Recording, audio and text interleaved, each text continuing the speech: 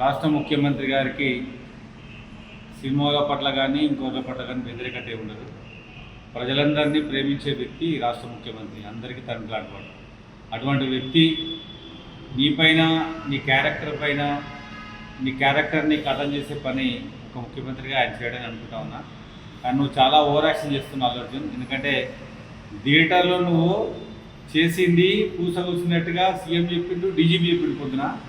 అయినా నువ్వు సీఎం మాట్లాడితే సీఎంకు కౌంటర్గా ప్రెస్ మీట్ పెట్టి నేను పేరేం మర్చిపోలేదు కానీ నన్ను కొంతమంది నా క్యారెక్టర్ని హననం చేస్తుంటే నీకు అసలు ఉన్న క్యారెక్టర్ ఏందని అడుగుతాను నేను. ఇవాళ శాండిల్వుడ్ దొంగని హీరోగా పెట్టి సినిమా తీసి సమాజానికి ఏం మెసేజ్ ఇవ్వాలనుకుంటున్నావు?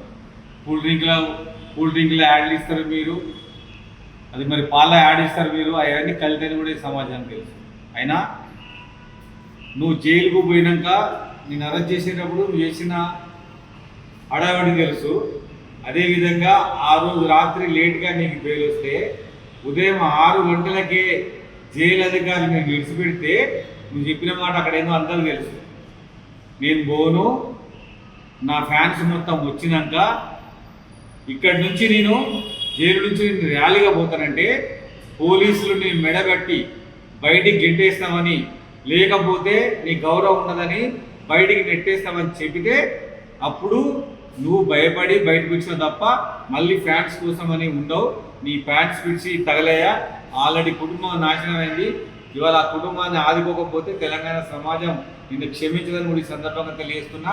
సినిమా వాళ్ళు మీరు వ్యాపారం చేసుకోవచ్చు, బతకొచ్చు, కానీ ఇక్కడ ప్రజల ప్రాణాలకు ఎటువంటి ఇబ్బంది జరిగినా ఎవరు ఊరుకోరని కూడా ఈ సందర్భంగా తెలియజేస్తున్నా.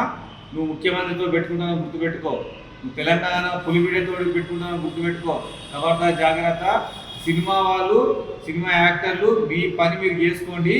మేము షూటింగ్ వాడికి మేము మద్రాసు పోతాం, మేము విజయవాడ పోతాం, మీరు ఎక్కడ పోయినా పోండి.